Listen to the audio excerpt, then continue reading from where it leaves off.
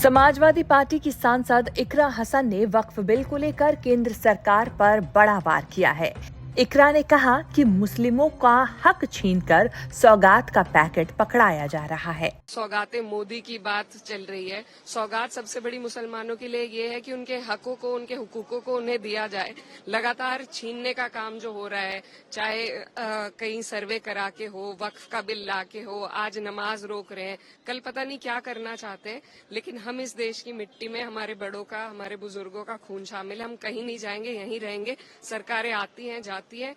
आज इनकी तानाशाही है, लेकिन हमेशा नहीं चलेगी। वक्त को लेकर भी मैम बात हो रही है कि लाया जाएगा। वो all India Muslim personal law board ने कहा है कि जितने भी लोग हैं जो उसका विरोध करते हैं वो काली पट्टी बांध कर चलें और अपना विरोध जताएं, पब्लिक में जाएं, लोगों के बीच में जाएं। इसको कैसे देखें? लगातार इसका विरोध प्रदर्शन हो ही रहा है और सब लोग विरोध कर रहे हैं, लेकिन सरकार अपनी तानाशाही पे आमादा है।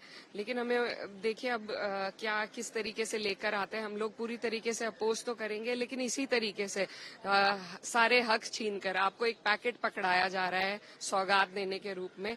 तो ये इनकी जो दोहरी पॉलिसी है उसको दर्शाता है और इन लोग ऐसे लोगों का राज लंबे टाइम तक नहीं चलता है। बड़ी बात ये रही कि इकरा ने वक्फ बिल पर बात करते हुए चंद्रबाबू नायडू के ऐलान की तरफ भी इशारा किया। इकरा ने कहा कि जो सरकार के साथ जुड़े हैं वो भी इसके खिलाफ बोल रहे हैं। आदमी जो हिंदुस्तान की भावना को, संविधान की भावना को अपने दिल में लेकर चलता है, वो समझता है कि ये गलत है। और मुझे खुशी है कि कुछ लोग जो सरकार के साथ जुड़े हुए हैं वो इतनी समझ रख रहे हैं कि वो आगे आकर इन सब चीजों के खिलाफ बोल रहे हैं। और उम्मीद यही है कि सरकारें समझेंगी और इस तरीके के जो फरमान है तानाशाही के, उनको वापस लेंगी। इससे पहले भी इकरा हसन वक्फ संशोधन बिल का पुरजोर विरोध कर चुकी हैं। वक्फ को डाइल्यूट किया जा रहा है। इसमें से मुसलमानों की जो अपनी इदारों को चलाने की जो हैसियत रहती थी उसको खत्म करके डीएम को सौंपा जा रहा है।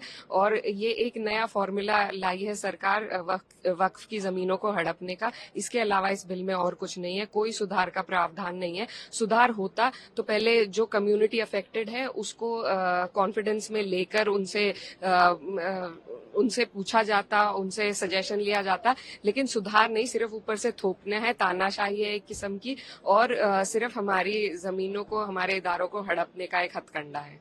मैम, योगी आदित्यनाथ जी ने कहा कि हमने सिर्फ क्रिमिनलों का ही सफाया नहीं किया बल्कि एक डिस्ट्रिक्ट, एक मेडिकल कॉलेज भी दिया है। जी नहीं, हमारे यहाँ पर अभी धरातल पर ये नहीं उतरी है बात।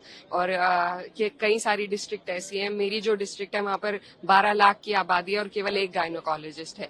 तो जो सरकारी अस्पताल है उनकी ये जर्जर हालत है। मेडिकल कॉलेज तो बहुत बड़ी बात है। अगर हर डिस्ट्रिक्ट में, यूपी में एक मेडिकल कॉलेज हो जाए तो उसका बदलाव पूरे देश में अपने आप देखने को मिलेगा। तो ये सिर्फ हवाई बातें हैं, धरातल पर इनका कोई हकीकत नहीं है। सरकार तो वही आपस में लड़ाने के मुद्दों में उलझी हुई है, विकास के किसी कार्य में इनका ध्यान नहीं है। अब देखना होगा आगे आने वाले दिनों में इस पूरे मामले पर क्या कुछ नई राजनीति देखने को मिलती है। ब्यूरो रिपोर्ट, न्यूज़ तक।